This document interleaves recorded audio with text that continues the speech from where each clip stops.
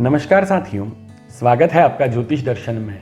आज हम बात करेंगे हिंदुस्तान के आध्यात्म की, हमारी सनातनी संस्कृति की सबसे महत्वपूर्ण जो तिथियां होती हैं उनमें से एक जन्माष्टमी की। जन्माष्टमी इसलिए भी महत्वपूर्ण है क्योंकि जन्माष्टमी जन्म उत्सव है योगेश्वर भगवान श्री कृष्ण का। उसके साथ हमारा जो तंत्र विज्ञान है, तंत्र विज्ञान के अंतर्गत भी जन्माष्टमी तिथि का अत्यंत महत्व है। हमारे तंत्र विज्ञान के अनुसार 4 रात्रियां होती हैं जिनमें किसी भी प्रकार के प्रयोग को यदि हम करते हैं तो निश्चित सिद्धियां और सफलताएं हमें प्राप्त होती हैं। वे रात्रियां होती हैं कालरात्रि, अहोरात्रि, दारुण रात्रि और मोहरात्रि। कालरात्रि होती है कार्तिक मास की अमावस्या, जब हम दीपोत्सव मनाते हैं, जब नरक चतुर्दशी और दीपोत्सव की जो रात्रियां होती हैं वे कालरात्रि कहलाती है। अहोरात्रि शिवरात्रि को कहा जाता है और दारुण रात्रि होलिका वाली रात्रि होती है। और भाद्रपद के कृष्ण पक्ष की अष्टमी की जो रात्रि होती है वो मोहरात्रि कहलाती है। इसीलिए भगवान कृष्ण को मोहन भी कहा जाता है। मोहिनी विद्या के जो छात्र होते हैं उनके लिए इस रात्रि का अत्यंत महत्व होता है। गृहस्थों के लिए भी इस मोहरात्रि का, जन्माष्टमी की रात्रि का अत्यंत महत्व है। आपको मनवांछित फल की प्राप्ति देने वाली तिथि होती है जन्माष्टमी। आइए जानते हैं इस वर्ष 2020 ईस्वी में जन्माष्टमी का पर्व हमें कब मनाना है। देखिए, जन्माष्टमी को लेकर हर वर्ष 2 तिथियों वाला एक संशय का बिंदु बन जाता है। इस वर्ष भी इसी प्रकार से 11 अगस्त और 12 अगस्त दोनों दिन जन्माष्टमी का पर्व मनाया जाना है, परंतु उसको कौन किस दिन मनाएगा इस बात को आज हम यहाँ पर समझेंगे। स्मार्त और वैष्णव, इन 2 प्रकार की पद्धतियों को मानने वाले दोनों अलग अलग दिन जन्माष्टमी के पर्व को मनाने वाले हैं। अब पहले जानते हैं स्मार्त कौन। तो स्मार्त वे सभी होते हैं जो भगवान की नित्य पूजा करते हैं परंतु किसी संप्रदाय विशेष से उनका किसी प्रकार का कोई जुड़ाव नहीं होता है। आम जन स्मार्त होकर 11 अगस्त के दिन जन्माष्टमी का पर्व मनाएंगे और 12 अगस्त को वे मनाएंगे जो वैष्णव संप्रदाय में दीक्षित हैं, जिन्होंने गुरु दीक्षा ले रखी है, जिन्होंने कंठी धारण की है, वे 12 तारीख को जन्माष्टमी का पर्व मनाने वाले हैं।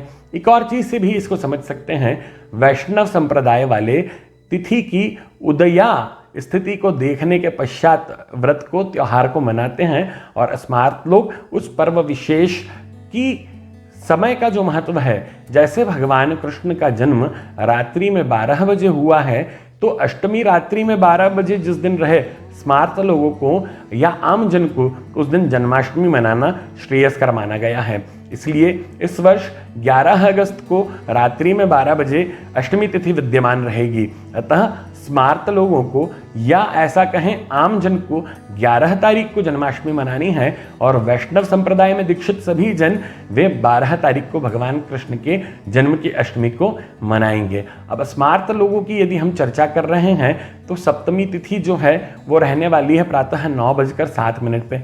उसके पश्चात अष्टमी तिथि लग जाएगी। एक और भी विषय इस बार आया है कि इस बार ना तो 11 तारीख को और ना 12 तारीख को रोहिणी नक्षत्र व्याप्त होने वाला है। अतः बिना रोहिणी नक्षत्र के हमको इस बार जन्माष्टमी का पर्व मनाना है। और समय की यदि हम बात करें, मुहूर्त की बात करें, तो भगवान कृष्ण के जो जन्म का समय है वह है अर्धरात्रि में 12 बजे।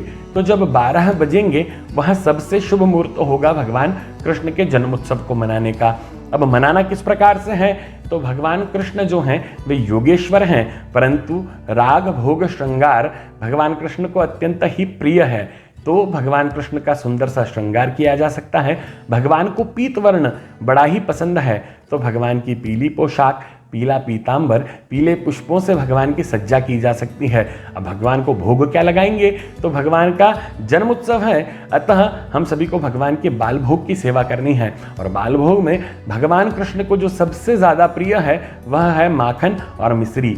तो आपसे निवेदन है, भगवान को माखन मिश्री का भोग कल अवश्य लगाएं। आप यदि वैष्णव हैं तो परसों भगवान का माखन मिश्री की भोग से सेवा राग अवश्य करें। उसके अलावा और क्या भोग में हो सकता है, तो भगवान कृष्ण के जन्म का सबसे महत्वपूर्ण भोग होता है धनिये की पिंजरी।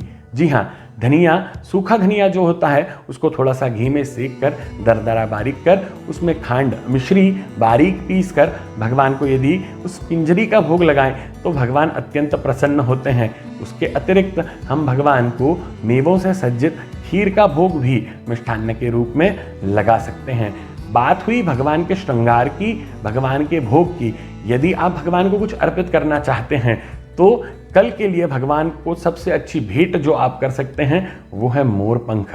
भगवान को मोरपंख अत्यंत प्रिय है, भगवान को मुरली अति प्रिय है, तो कल आप भगवान को मोरपंख और मुरली भेंट कर सकते हैं, अर्पित कर सकते हैं। निश्चिंत ही भगवान कृष्ण आप सभी पर कृपा करेंगे। जो 12 तारीख को मनाएंगे वे दोपहर में 12 बजे और रात्रि में 12 बजे 2 काल में पूजा कर पाएंगे, और जो स्मार्त जन आमजन 11 तारीख को मनाएंगे वे व्रत का पारण अगले दिन दोपहर में 12 बजे भगवान का पूजन कर व्रत का पारण कर सकते हैं। देखिए, अब इसमें उपवास की भी 2 प्रकार की विधि होती है। कुछ लोग ऐसे होते हैं जो रात्रि में 12 बजे भगवान का पूजन करने के पश्चात एकाशना करके प्रसाद लेकर व्रत को खोल देते हैं, परंतु जो पूर्ण उपवास करना चाहते हैं उनसे निवेदन है दोपहर में 12 बजे 12 तारीख को व्रत का पारण यदि वे करते हैं तो व्रत का पूर्ण लाभ आप सभी को मिलेगा। अब बात करते हैं जन्माष्टमी को किए जाने वाले कुछ अनुप्रयोग की, ऐसे प्रयोग जिनसे निश्चित आपको अपने मनवांछित फल की प्राप्ति होने वाली है। तो भगवान कृष्ण के जन्म का यह काल जो होता है वो अर्धरात्रि का समय होता है, और जो मोहिनी विद्या के जानकार होते हैं, जो उसे सीखना चाहते हैं, उनके लिए इस रात्रि का बड़ा महत्व है। और हमारे तंत्र विज्ञान में काले तिल का महत्व भी आप सभी जानते हैं। तो यदि कल 11 तारीख को आप तिल को पानी में मिलाकर और उससे भगवान के उस कक्ष का जहां पर आप पूजा पाठ करते हैं उसका प्रोक्षण करते हैं और उस जल का प्रोक्षण स्वयं के ऊपर करते हैं, तो निश्चित आपकी व्याधाएं जो हैं वे व्याधाएं दूर होंगी। भगवान कृष्ण का आशीष आपको अवश्य मिलेगा।